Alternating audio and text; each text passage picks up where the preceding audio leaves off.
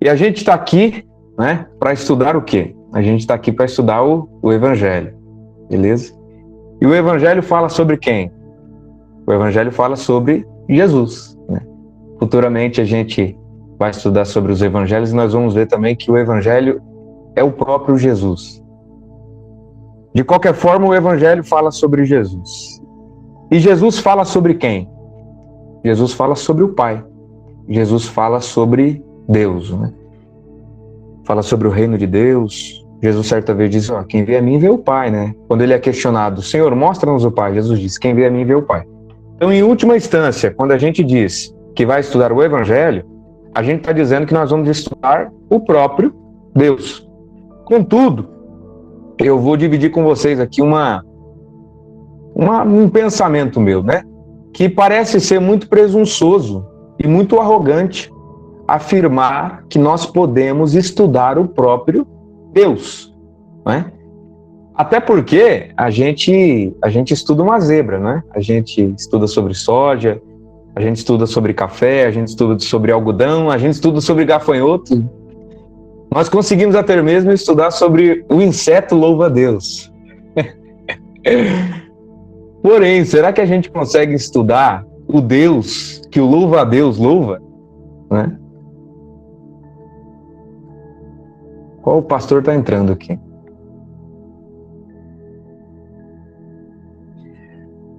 Será que a gente consegue? Tem mais alguém entrando? 2 pessoas. Só para explicar para o pastor e para o Alisson que entrou agora, eu desativei o áudio aqui para que não fique uma interferência e acabe atrapalhando um pouco a questão da aula. Então, quando vocês tiverem a intenção de fazer uma pergunta, uma observação, qualquer coisa, vocês podem apertar um símbolo de mãozinha aí. Tem uma mão, vai aparecer a mão aqui, aí eu ativo o áudio, vocês fazem a pergunta, ou fazem a observação, e também tem o chat, tá? Que vocês podem apertar ali e digitar qualquer coisa. Muito bom ver vocês aqui, o Alisson, e muito bom ver o pastor aqui também. Pastor, eu tenho muito mais a aprender com o pastor do que para ensinar, né? Mas é uma honra que o pastor está aqui no nosso meio, né? Vamos lá, então, voltando. A gente está estudando aqui, então, sobre Deus, né? Como eu disse, parece ser presunçoso demais afirmar que a gente vai estudar sobre Deus, né? Porque, como eu disse, a gente consegue estudar sobre zebras, sobre camelos, sobre gafanhotos, sobre algodão, sobre coqueiros, sobre a banana, não é verdade? A gente consegue estudar até mesmo, fiz a brincadeira do inseto louva-a-Deus. Mas será que a gente consegue mesmo estudar o próprio Deus? Até porque característica primordial para que algo possa ser estudado é que este algo seja acessível, tá? Vacas são acessíveis, não é verdade? Então a gente vai lá, pega uma vaca, coloca em cima de uma mesa e estuda. Insetos como o louva-a-Deus são acessíveis. Melancias são acessíveis, a gente pega uma melancia e estuda. Todavia, a Escritura diz, Paulo, o próprio apóstolo Paulo, se você tiver sua Bíblia aí, está escrito em 1 Timóteo 6,16, ele afirma que Deus não é acessível como um inseto louva-a-Deus, tá? Está escrito dessa forma, ele é bendito e único soberano, o Rei dos Reis e Senhor dos Senhores, o único que é imortal e habita em luz inacessível, a quem ninguém pode ver e nem jamais verá. A ele sejam a honra, o poder para sempre. Amém. Aí eu te pergunto, como é que a gente estuda o que Paulo falou, que habita em luz inacessível? Como é que a gente estuda o que Paulo falou, que jamais foi visto por alguém e que ninguém verá? Como é que a gente estuda? Como é que a gente estuda aquilo que nós não temos a capacidade de ver? Paulo diz, ele é aquele a quem ninguém jamais viu. Deus não é um objeto, Deus não é um inseto, Deus não é uma vaca, uma melancia que a gente pegue, coloque numa cadeira e a gente consegue analisá-lo, a gente consegue estudá-lo. Deus está acima dessa escala de coisas. Além disso, né, além de, para que algo seja estudado, ele precisa antes ser acessível, nós estudamos vacas porque vacas também são compreensíveis. Nós estudamos camelos porque camelos estão dentro da nossa capacidade de compreensão. Contudo, a Escritura também diz que Deus não habita na escala das coisas compreensíveis. Veja o salmista, o rei Davi. O rei Davi, ele começa a glorificar os atributos de Deus, dizendo assim: olha, se eu subisse aos mais altos céus, tu ali está. Se eu descer, eu colocar minha cama no abismo mais baixo, o Senhor também está ali, não tem como eu escapar. O Senhor já sabe do que eu vou falar, o Senhor examina os meus pensamentos, e olha o que ele diz no Salmo de número 139, versículo 6. Tal ciência para mim, maravilhosíssima, tão alta que eu não a posso atingir. Essa palavra atingir tem a ver com alcançar, que tem a ver com compreender. Davi está dizendo o seguinte: cara, esse negócio é tão alto, mas tão alto, mas tão alto, que eu não consigo compreender. Aí a gente vai para o texto de Isaías, né? Isaías 55:9. Isaías profetiza para aqueles que acham que Deus está sob o domínio do seu conhecimento. Ele diz: ó, os pensamentos do Senhor não são os vossos pensamentos, e os caminhos do Senhor não são os vossos caminhos. Pois, assim como os céus são mais altos do que a terra, assim os meus pensamentos e os meus caminhos são mais altos do que os seus pensamentos e seus caminhos. Então, como é que a gente estuda, meus irmãos? Alguém que, como Deus, não é acessível, alguém que, como Deus, não foi visto, nós não temos a capacidade de vê-lo, alguém que, como Deus, está acima da escala das coisas compreensíveis. Paulo, ele aprofunda mais isso aí quando ele diz em Romanos 11, 33 e 34. Olha o que Paulo diz aos Romanos. Ó profundidade das riquezas, tanto da sabedoria como da ciência de Deus. Quão insondáveis são os seus juízos e quão inescrutáveis os seus caminhos. Pois quem compreendeu a mente do Senhor? A palavra inescrutáveis, que Paulo está dizendo aqui, um dos significados para ela é aquilo que é impossível de ser compreendido ou investigado. E ele ainda faz a pergunta: quem é que compreendeu a mente do Senhor?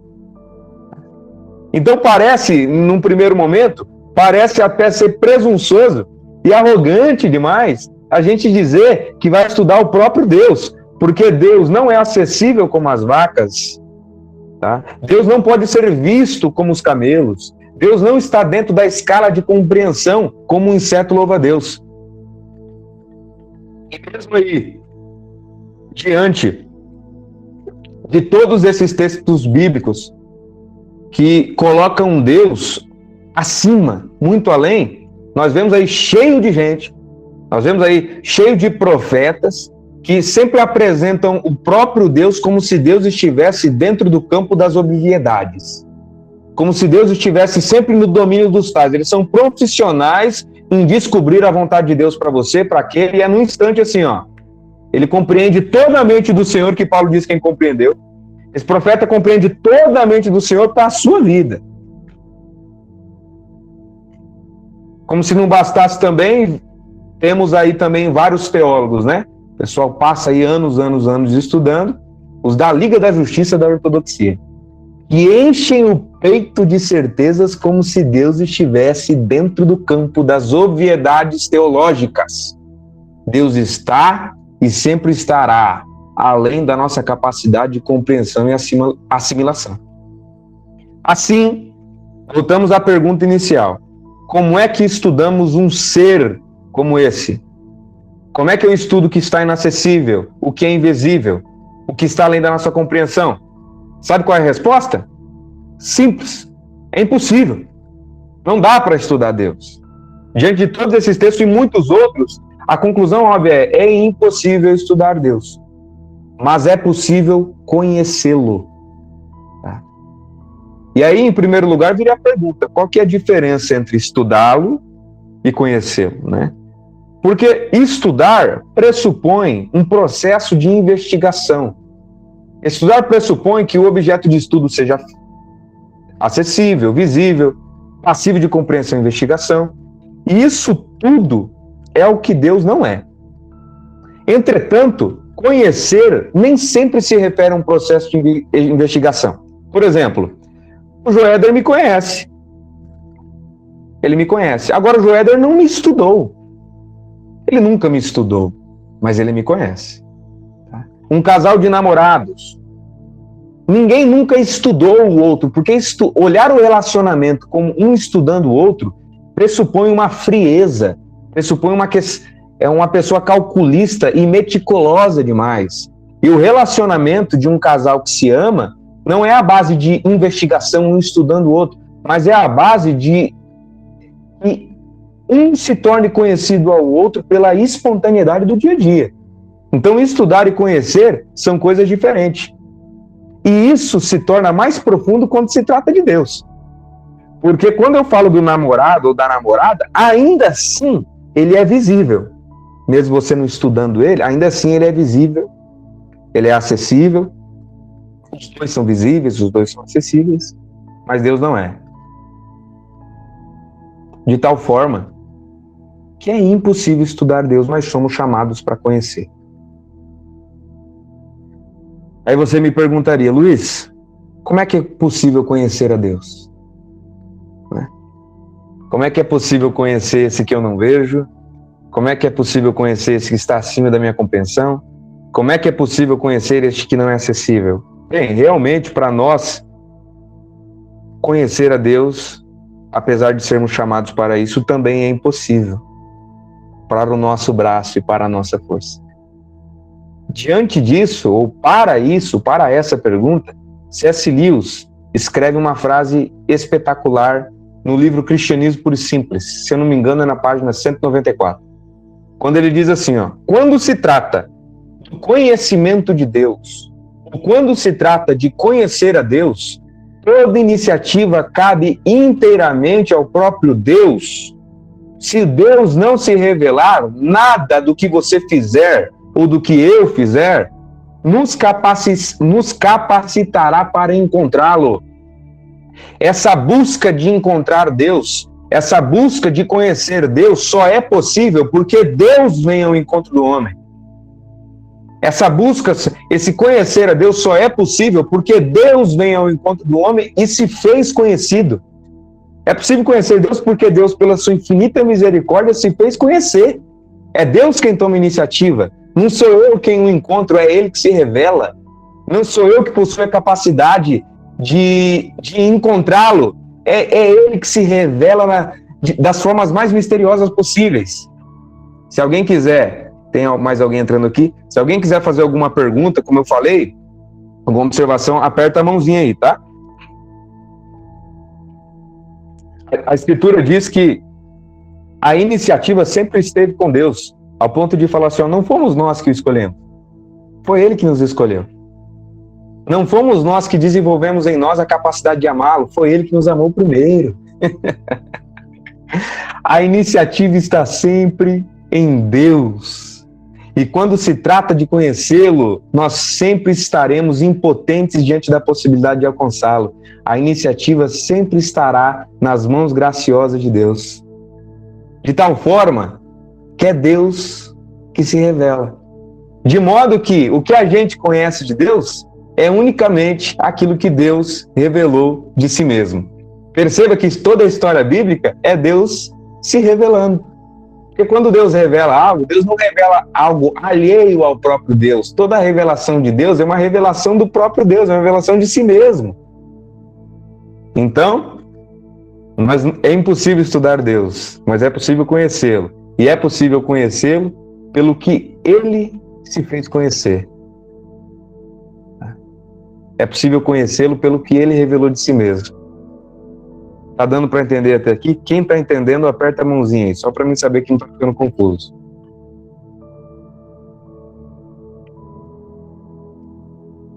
Perfeito, pode abaixar agora. Maravilha.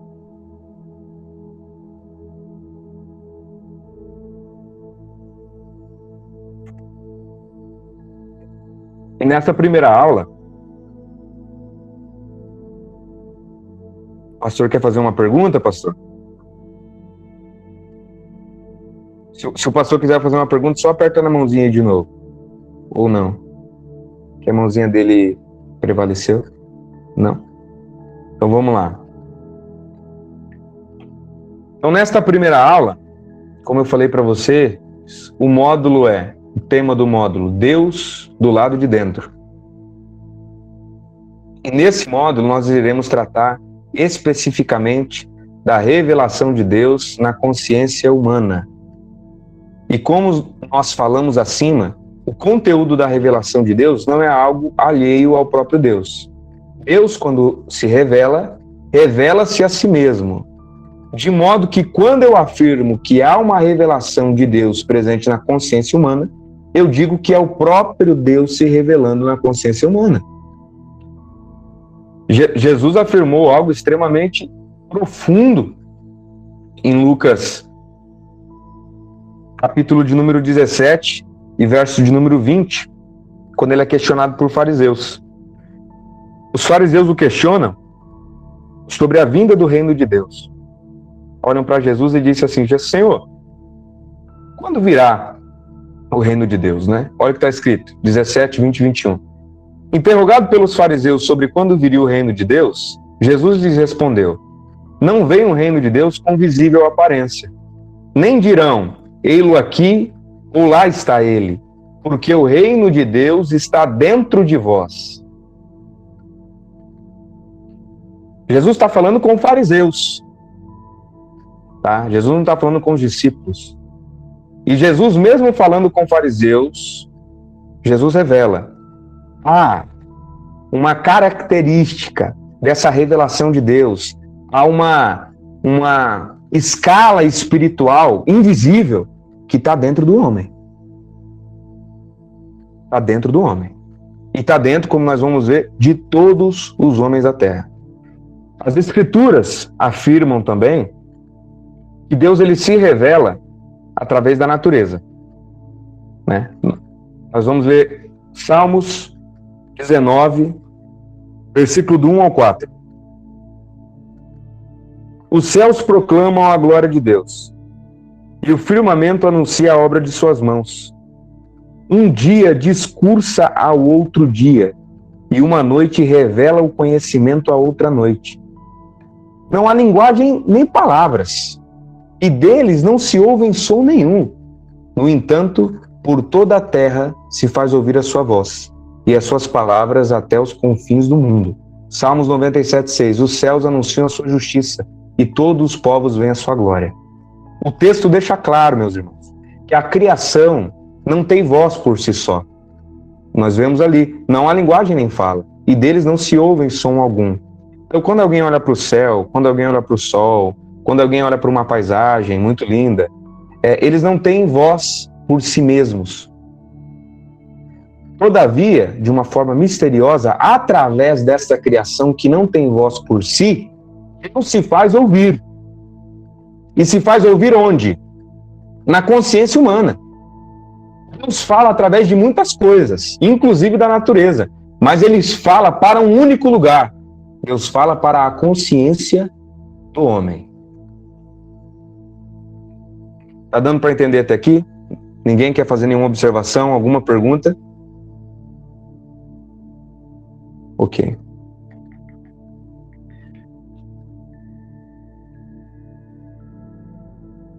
Romanos capítulo de número 1. Olha o que o texto diz sobre Deus se revelar aos homens.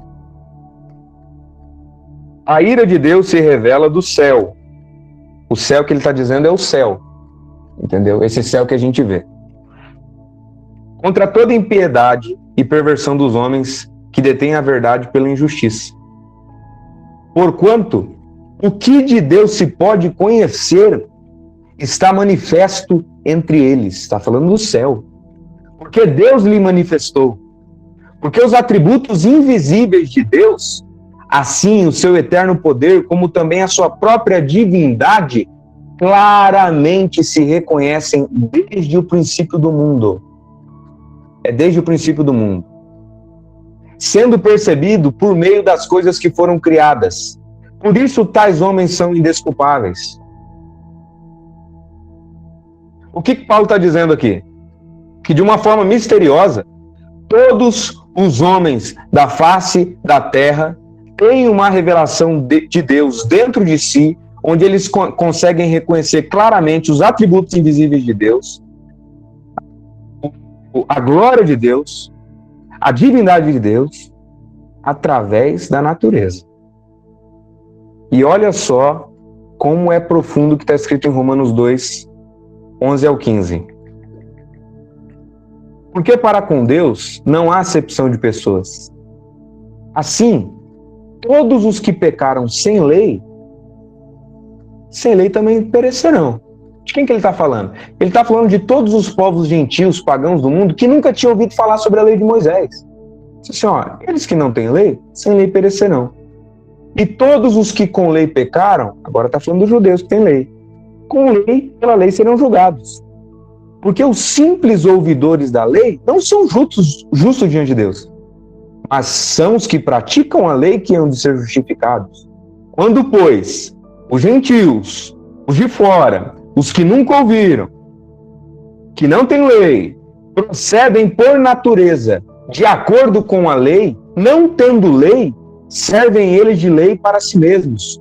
Estes mostram a lei gravada no seu coração, e horas lhes acusa, e ora lhes consola.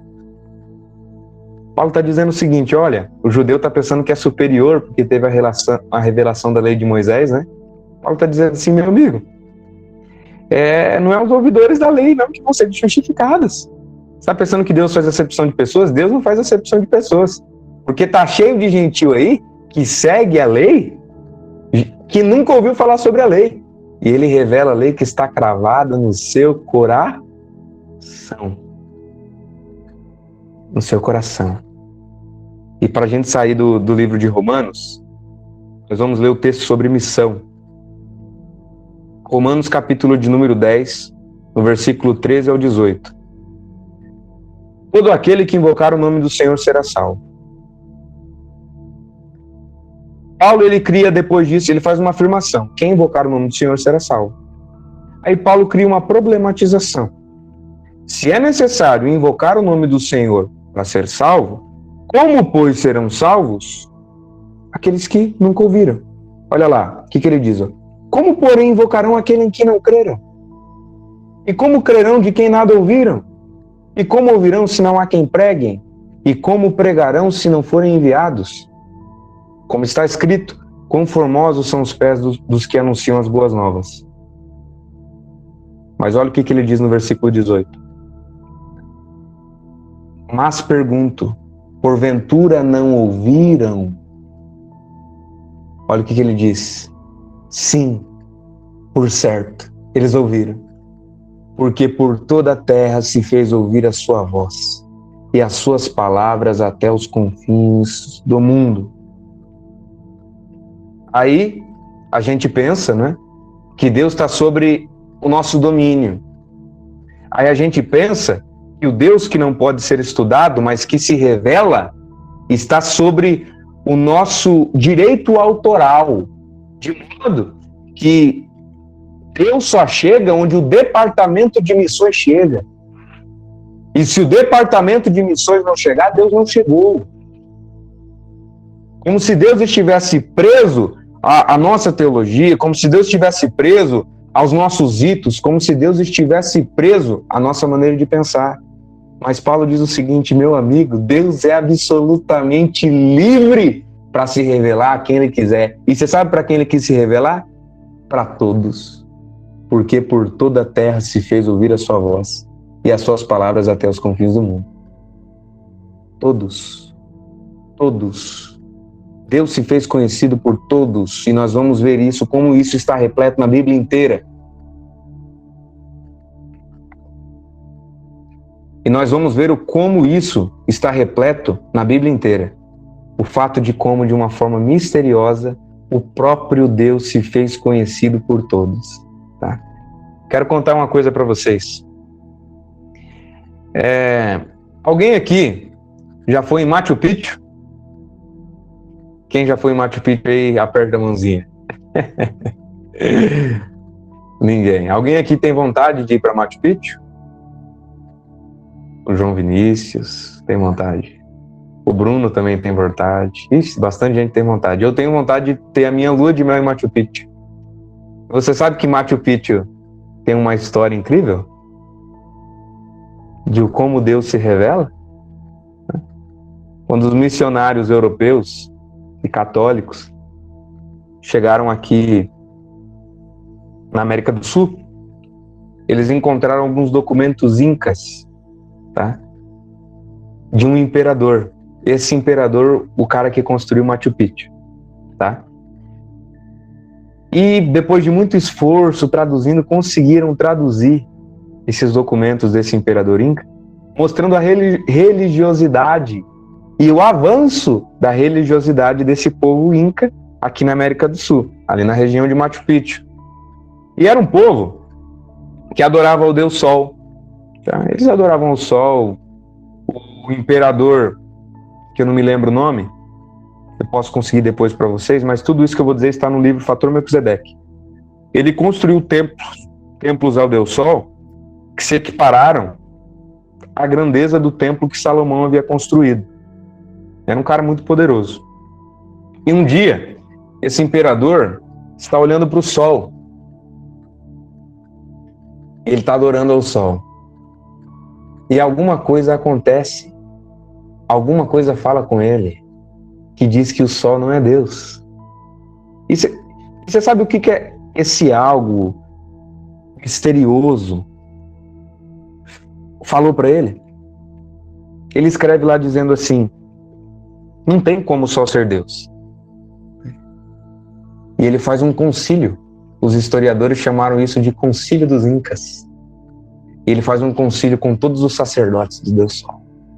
E ele diz assim para todos: o Sol não pode ser Deus. Aí os sacerdotes perguntam: por que o Sol não pode ser Deus? Aí ele diz assim: o Sol não pode ser Deus, em primeiro lugar, porque enquanto o Sol ilumina uns, ele nega a luz a outros. Enquanto o Sol faz com que uns estejam em luz, esse mesmo Sol permite que outros estejam na escuridão. Esse Sol não é universal. Então ele não pode ser Deus. Porque eu só poderia crer num Deus que fosse universal. Aí eu te pergunto, quem falou para ele que Deus não podia ser tribal? Quem falou para ele que Deus não podia, quer saber? Vou amar só um povo só e os outros não. Quem falou para ele? Alguma coisa falou para ele. Alguma coisa falou.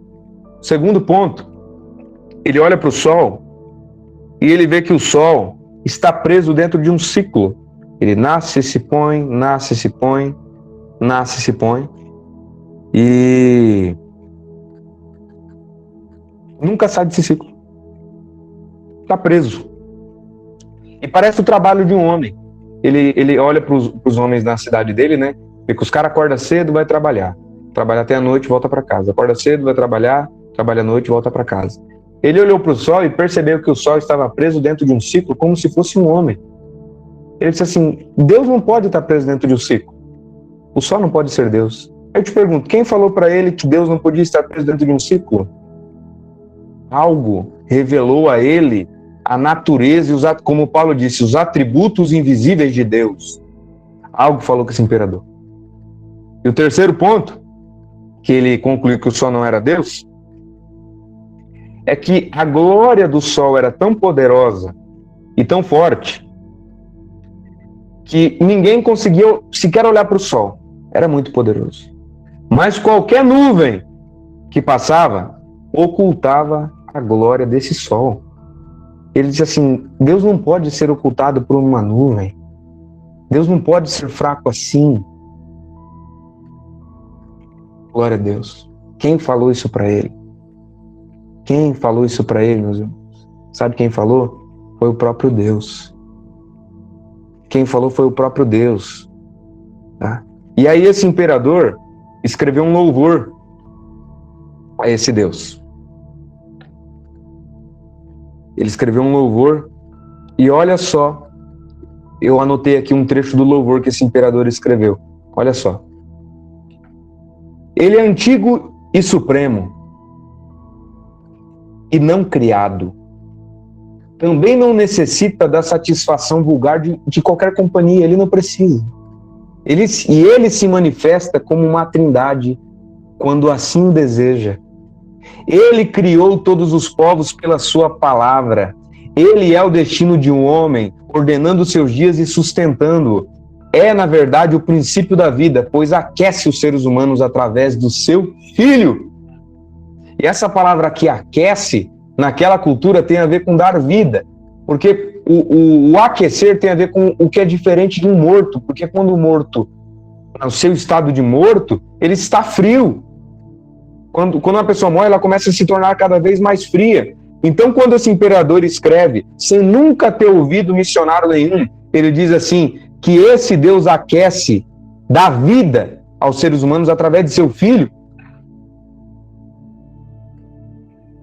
Quem falou isso para ele, meu irmão?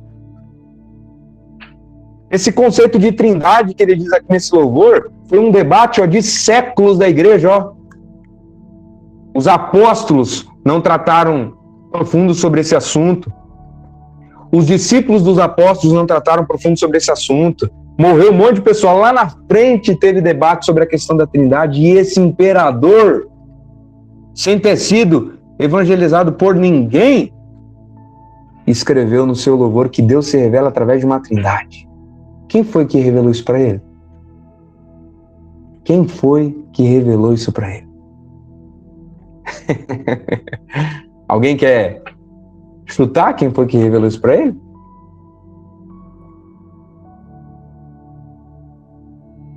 Foi o próprio Deus. Foi o próprio Deus. Eu vou abrir o microfone aqui, se alguém quiser fazer alguma pergunta, pode fazer agora, tá? É só abrir o microfone e falar.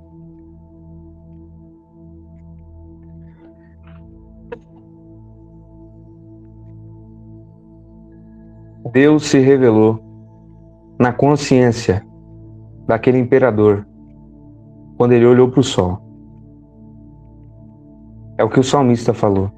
Sem linguagem e sem fala, sem som nenhum que sai do sol, Deus, de uma forma invisível, misteriosa, profunda e poderosa, se revelou, se fez conhecer na consciência e no coração daquele imperador.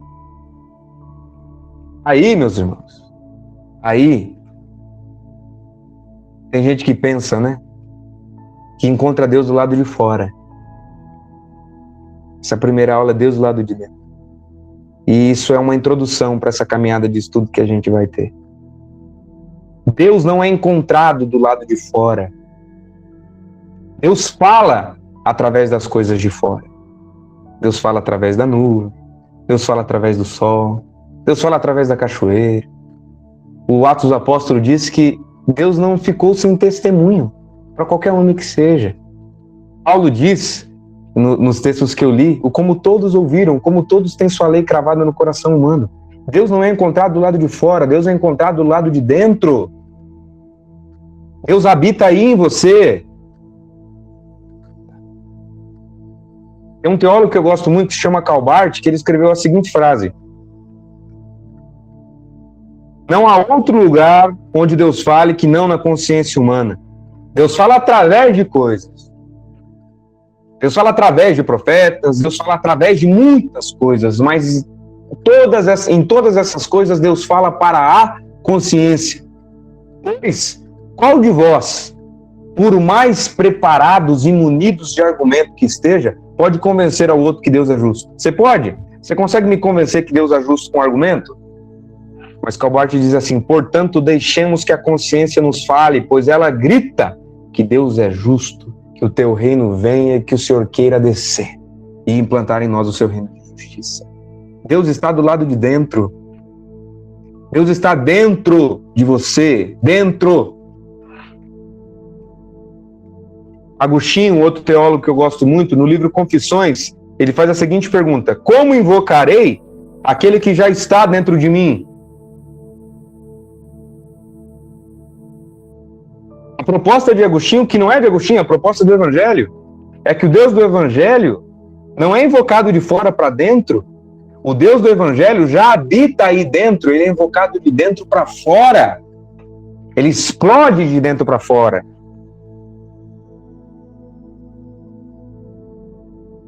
Aí tem gente que acha, né, que encontra Deus no diploma de teologia. Tem gente que acha que vai encontrar Deus estudando comigo. Tem gente que acha que vai encontrar Deus lendo, como se Deus fosse texto, como se Deus fosse folhas. Tem gente que acha que vai encontrar Deus no profeta. Tem gente que acha que vai encontrar Deus no evento religioso, ou vai encontrar Deus no encontro com Deus, ou que vai encontrar Deus tocando, ou que vai encontrar Deus de qualquer outra forma, meu irmão, pensando sempre que Deus está do lado de fora. Eu digo, meu amigo, você quer encontrar Deus? Deus está aí dentro. Abra os seus ouvidos para o que Deus grita aí dentro de você, para o que Deus tem tentado te ensinar aí dentro de você. Olha só o que Jesus disse. João 5,39. Ô pessoal, vocês examinam as escrituras, sabe o que ele está falando?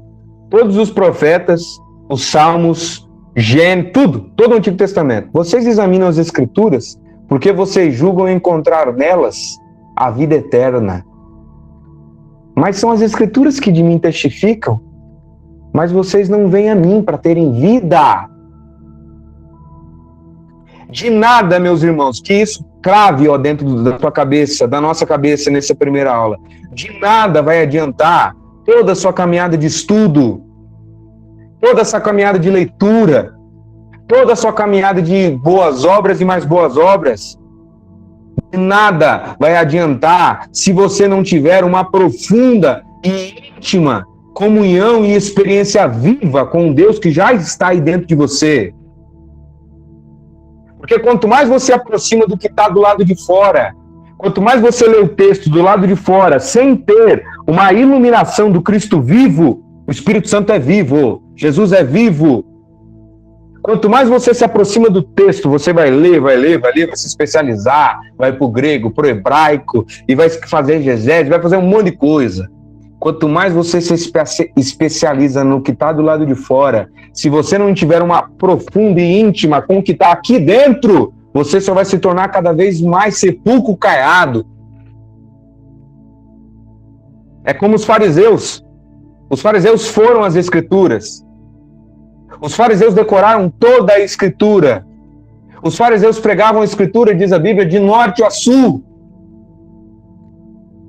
Mas o seu interior era vazio. Eles não tinham vida. De modo que o próprio estudo deles os condenaria. De nada vai adiantar, meus irmãos. De nada vai adiantar o nosso estudo se nós não tivermos uma íntima comunhão com Deus. Deus está aí dentro de você. Deus está aí dentro de você. Deus se revela dentro de você. E é a partir dessa ótica que nós interpretaremos todos os textos, partindo do pressuposto que Deus já está em mim se revelando. E não somente em mim, mas no coração de todos os homens. Alguma pergunta? Alguma mãozinha?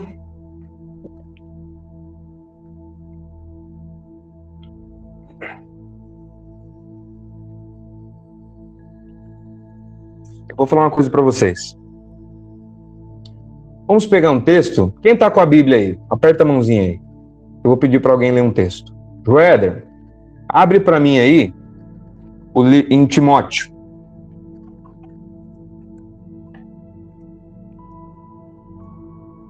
Pode ativar seu microfone, tá? 1 Timóteo 2,15. 1 Timóteo 2,15. Lê para mim. Vamos ver aqui, peraí.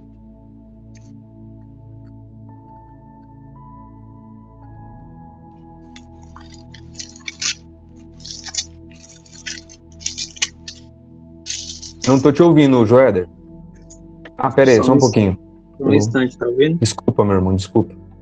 Pode falar de novo? Lê o versículo de novo, velho. Eu não li. Tá ouvindo aí direito? Agora eu tô. Timóteo 2,15. Isso.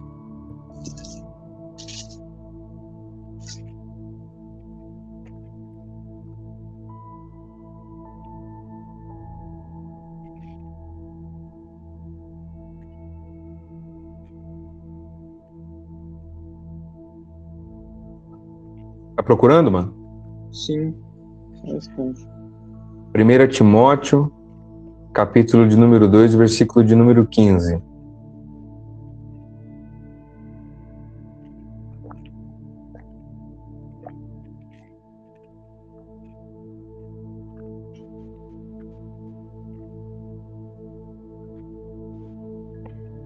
O ensinamento verdadeiro é esse? Se abrir em 1 Timóteo, Sim. O ensinamento verdadeiro é que deve ser crido e aceito de todo o coração. É esse? Acho que não. esse não. 1 Timóteo 2,15. Você não está em 2 Timóteo?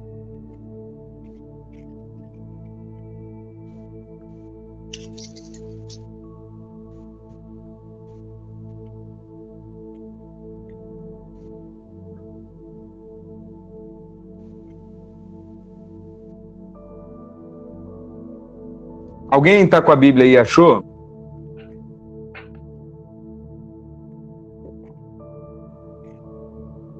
Michele, pode falar então. Ativa seu microfone e lê o versículo para mim. Amém, irmão Luiz. Aqui é o Alexandre. Ô, Alexandre.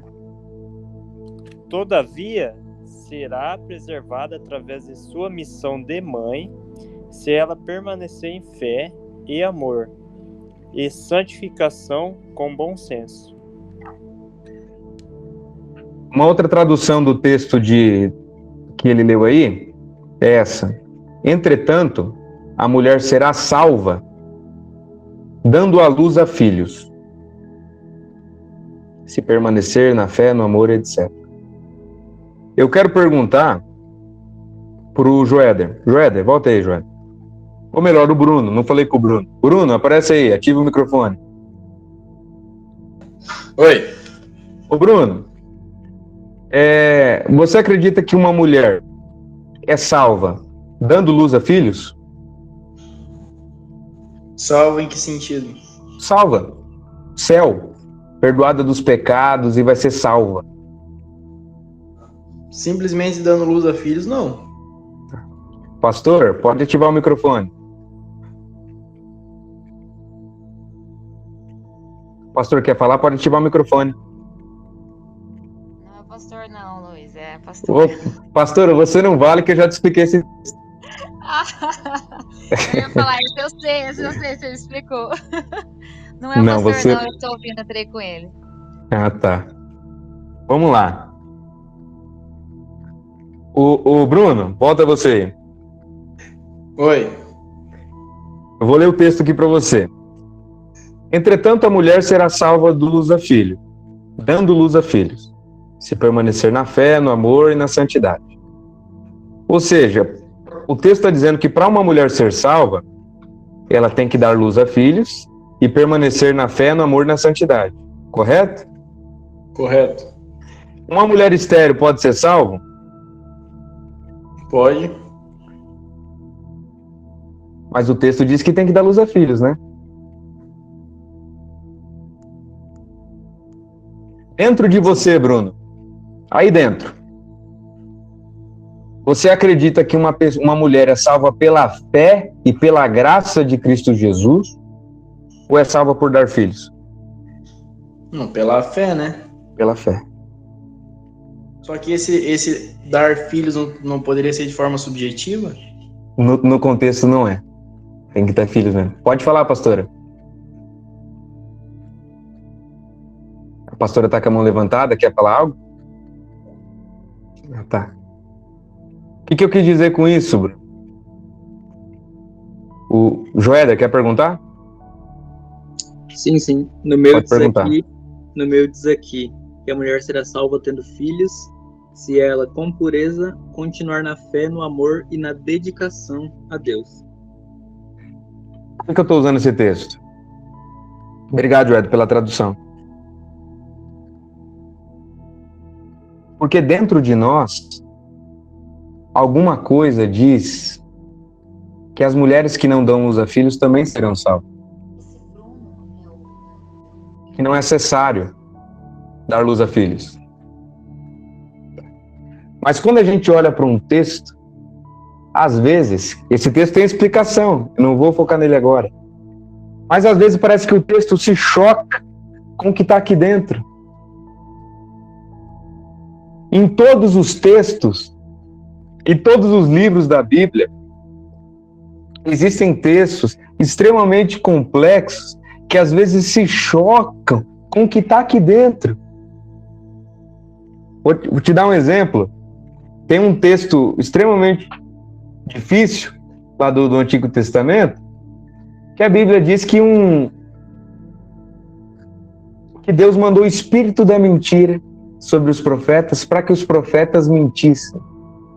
Só que dentro de nós alguma coisa diz que do Senhor não pode prover espírito da mentira. O que a gente faz numa situação dessa?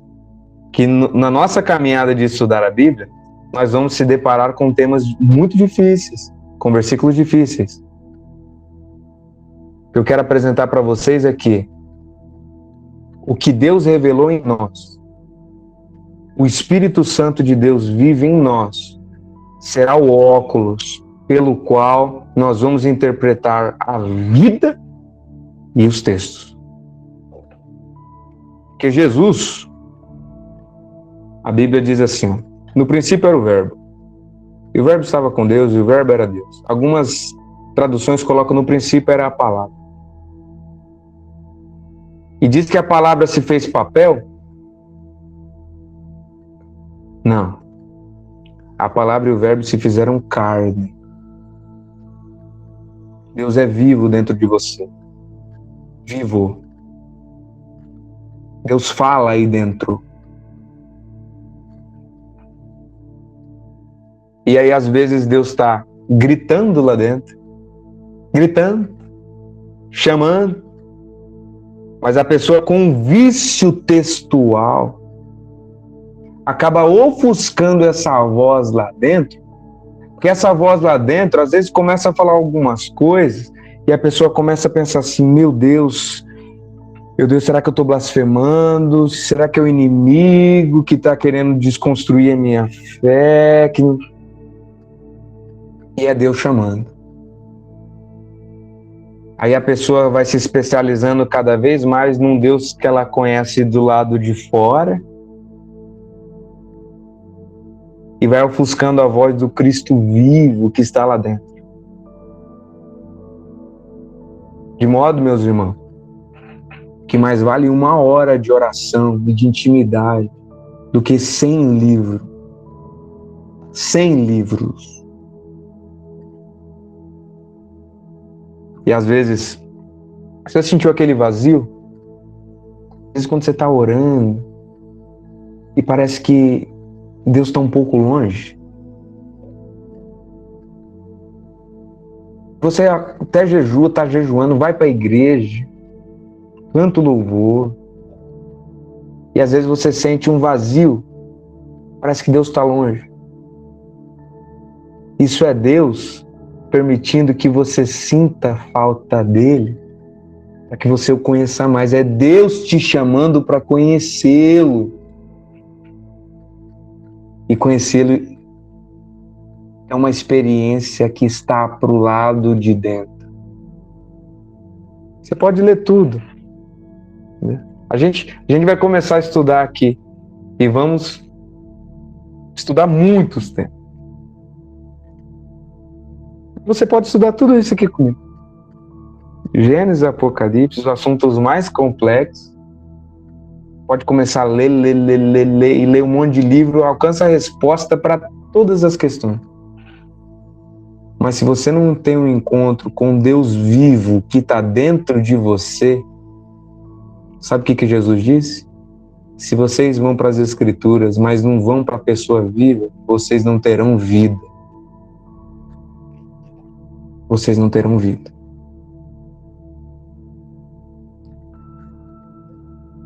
Uma pergunta? Tem alguém com a mãozinha levantada aqui? Ah, não é eu mesmo. Alguma observação, meus irmãos?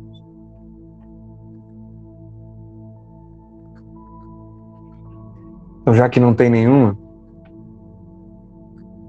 Eu disse que Deus só fala na consciência, mas fala através de muitas coisas. E hoje eu escrevi um pequeno trecho, né? Que diz assim: o Deus que não é acessível, o Deus que não é óbvio, se fez acessível em Jesus. Deus se fez obviedade em Jesus Cristo. Quando Deus se faz homem, Deus se faz simples e óbvio. E por Deus se revelar nas coisas mais simples e mais óbvias, às vezes ao nosso olhar passa despercebido. A gente às vezes está querendo Deus se revelando em anjo e Deus fazendo a gente ser arrebatado. Enquanto Deus em Jesus se fez carne, sangue, sorriso, choro. Deus foi no banheiro. Deus em Jesus foi no banheiro. Ou você acha que Jesus nunca foi no banheiro? Você percebe que a revelação máxima de Deus é quando Deus se torna um dos homens mais simples, ao ponto de falar assim: olha, as raposas têm covis, as aves do céu têm ninho, mas o Filho do Homem não tem onde reclinar a cabeça. E Deus está se revelando nas coisas simples e óbvias. E a gente não está enxergando. Então eu oro para que as nossas escamas caiam dos nossos olhos. Porque se a gente não tiver a iluminação dentro, aqui, do Cristo que é vivo, se o óculos que for colocado aqui na nossa visão não for algo que vem da experiência que eu tenho do Deus que mora em mim, que dá do lado de dentro, toda a minha interpretação só vai gerar morte.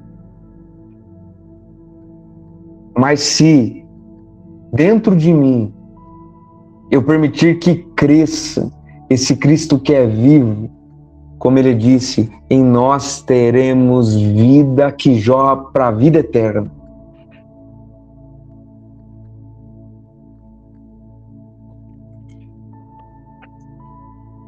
Vocês estão entendendo? Aí a gente pensa, né? Que porque a gente conhece textos, a gente tem Deus. E que o imperador lá da América do Sul, que nunca chegou aos missionários, não sabe de nada, não sabe nem que judeus existiam. A gente pensa que ele não conhece a Deus porque ele não leu textos.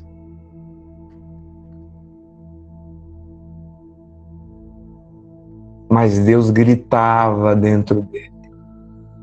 E ele teve uma sensibilidade tão grande ao ponto de falar sobre Trindade, sobre o Filho de Deus, sem nunca ter ouvido. Sensibilidade maior do que a maioria de nós. Durante todos os nossos dias, se acomodam e se satisfazem de ir para um culto, ouvir um louvor que vem do lado de fora, ouvir uma pregação que vem do lado de fora, práticas que estão do lado de fora, e não temos 10 minutos na solitude, em comunhão com o Deus que está do lado de dentro.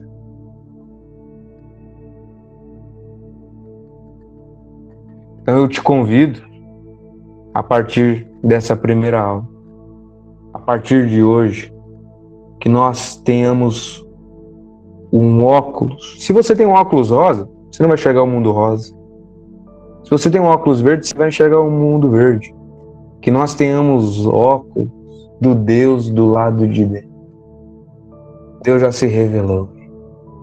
E todos os textos que eu apresentei mostram isso. E muitos outros que eu vou deixar para a próxima aula.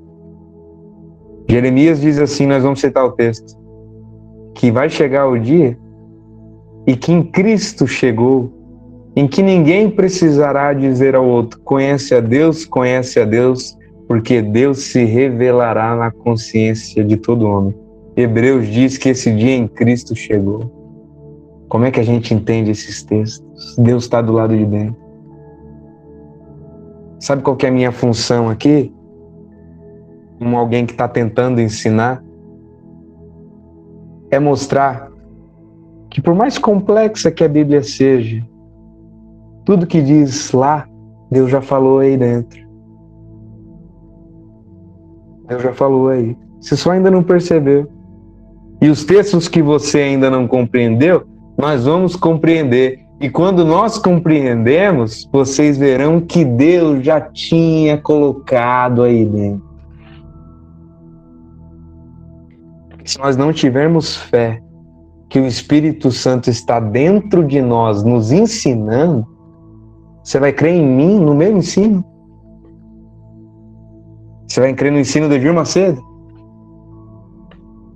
Silas Malafaia vai crer no ensino de quem? Creia no que Deus tem te ensinado, aí dentro. Ele grita aí. Alguém quer fazer alguma pergunta? Daniela, você está aí ainda?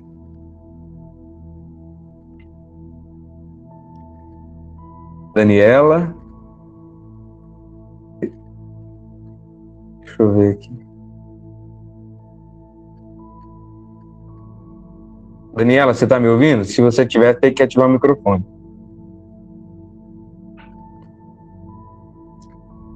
Acho que ela não está ouvindo. Davi, você está aí ainda?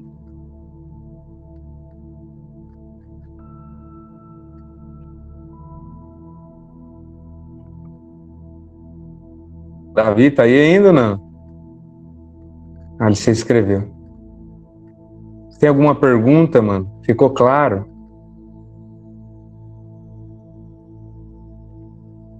Ficou claro, Joel? Sim, sim. Claríssimo. O Bruno fez uma pergunta, né?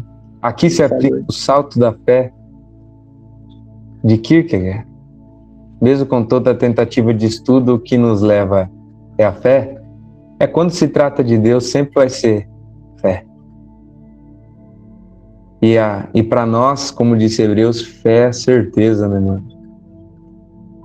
Fé é a certeza. O Bruno citou ali o salto de fé, que não é uma fé irracional. Mas eu me lembrei de um texto aqui. Vocês lembram quando Jesus está na tempestade? E os discípulos estão sozinhos na tempestade. E chuva para lá, e chuva para cá. De repente, eles veem Jesus andando sobre as águas. Mas eles não reconhecem que era Jesus. Para eles era um fantasma. Para eles era um fantasma. E eles começam a ficar com medo. Com medo. E quando eles estão morrendo de medo, Jesus olha e diz assim: não temas, sou eu.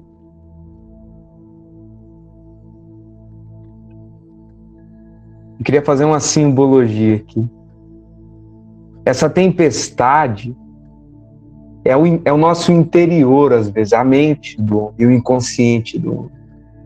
Cheio de tanta informação para lá e para cá, cheio de traumas, cheio de ansiedade, de medos, de vergonhas, de orgulho, extremamente confuso. Somos nós no barco nessa tempestade. E a voz do lado de dentro é o Jesus que vem andando sobre as águas.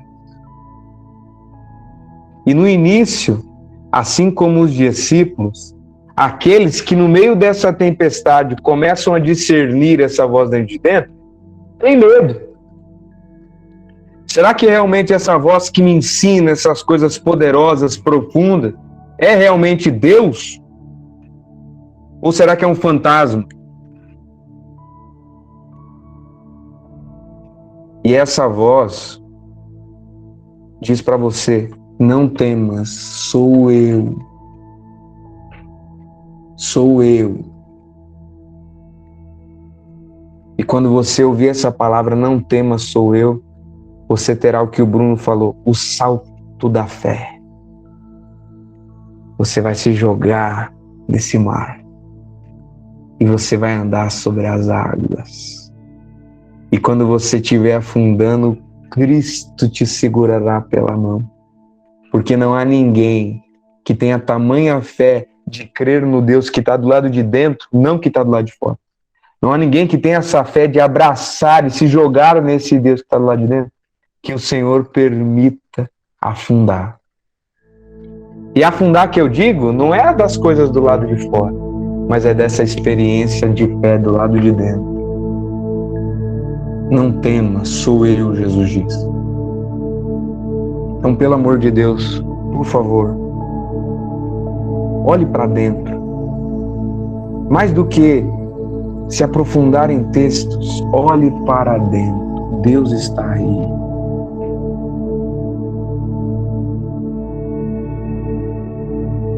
A próxima aula, o conteúdo da aula vai ser: se Deus está do lado de dentro, o que Ele revela de si mesmo do lado de dentro? Nós vamos falar sobre isso. E a premissa máxima vai ser: a Bíblia diz que não há nenhuma lei que Deus não tenha colocado do lado de dentro. Está tudo aí. Deus deu um jeito de se revelar. E aí, conforme a gente vai lendo os textos, depois de ter a comunhão com o lado de dentro, os textos só vão se reforçando que Deus já estava aqui. Agostinho, no livro Confissões, ele estava num mundão, bagunçando. Aí ele se converte e ele escreve assim: tarde eu lhe amei, ó beleza antiga e tão nobre, tu já habitavas dentro de mim. A gente não se aproxima de Deus pela nossa força, a gente se aproxima de Deus porque Deus já estava lá dentro chamando. Amém? Tá aí ainda, Adriano? Tá dando para entender, mano?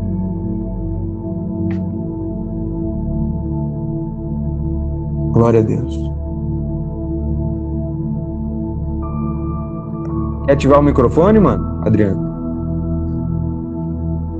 Bem, mano, tô aqui sim, tô ouvindo. Alguma dúvida, mano? Alguma pergunta? Nenhum.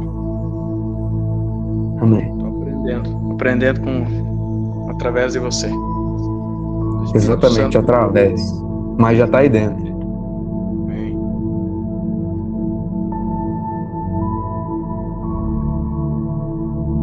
Eu vou orar pra gente encerrar. Eu vou citar o texto que Jesus disse assim: muitos ladrões e salteadores vieram, mas as minhas ovelhas não ouviram. Olha só Jesus dizendo como já haviam ovelhas antes mesmo de Jesus se manifestar. Mas Jesus diz: mas as minhas ovelhas ouvem a minha voz e me seguem. Quando elas ouvem, elas seguem. Sabe por quê? Porque a ovelha reconhece a voz do pastor. Aí dentro. E aí quando vem a voz do Evangelho, que confirma o que do lado de dentro, é a voz do pastor que chama a ovelha. E a ovelha ouve. E depois que a ovelha ouve a voz do pastor, ela não quer ouvir a voz de mais ninguém. Ela só quer ouvir do pastor. E aí tem uma ovelha mais experiente dizendo: ô meu amigo, vem aqui, olha, o pastor falando aqui, você tá aí no sol, vem para debaixo da sombra. E é todo mundo ovelha seguindo esse pastor e ouvindo a voz dele. E a voz dele grita do lado de dentro. Eu oro: Senhor Jesus, nesse momento, essa introdução para que a gente comece os estudos. Que fique cravado nos corações de todos que de nada vai adiantar todos os nossos estudos se nós não buscarmos o Deus que já habita em mim. Se eu não buscá-lo, conhecer profundamente, como alguém que é vivo, que é real, que se revela a mim. Que o Senhor faça cair as escamas dos nossos olhos, que impede que a gente enxergue. E tire os tapões dos nossos ouvidos, da consciência, que impede de ouvir quando o Senhor grita em mim. Me exortando, me consolando, me dizendo quando as minhas convicções estão erradas e é preciso mudar. Me dizendo quando eu sou chamado para reconstruir tudo. Que o Senhor nos dê discernimento para te ouvir e fé para se jogar e caminhar sobre as águas.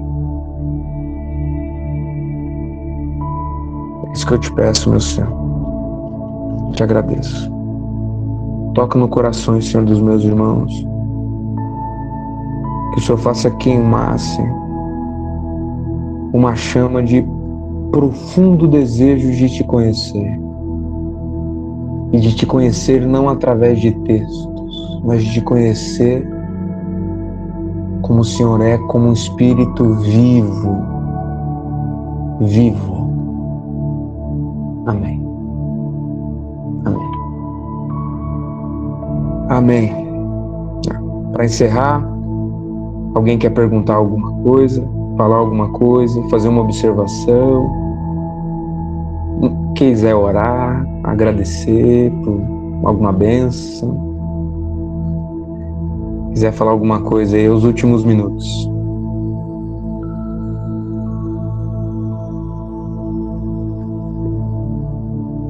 Amém.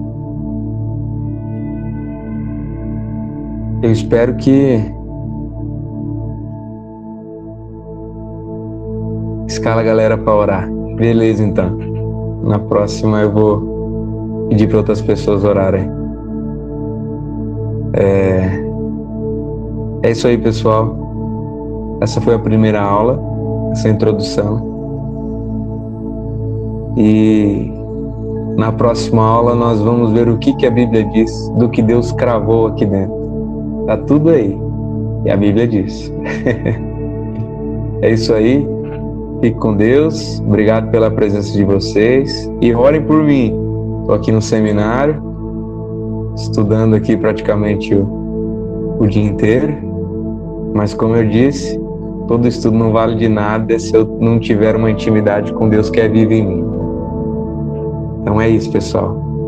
Tiagão, obrigado pela sua presença aí, tá? Fique com Deus, pessoal. Qualquer coisa, mande mensagem para mim no privado, fazer alguma pergunta ou discordar, vocês que sabem. Se todo mundo tem meu número, só entrar em contato aí, tá? Um abração, fique com Deus e eu espero vocês na próxima aula. Quem que vai estar na próxima aula aí, coloca um ok.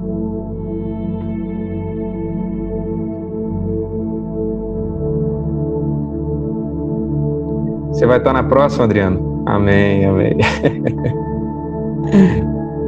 Glória a Deus, meus irmãos. Um abraço.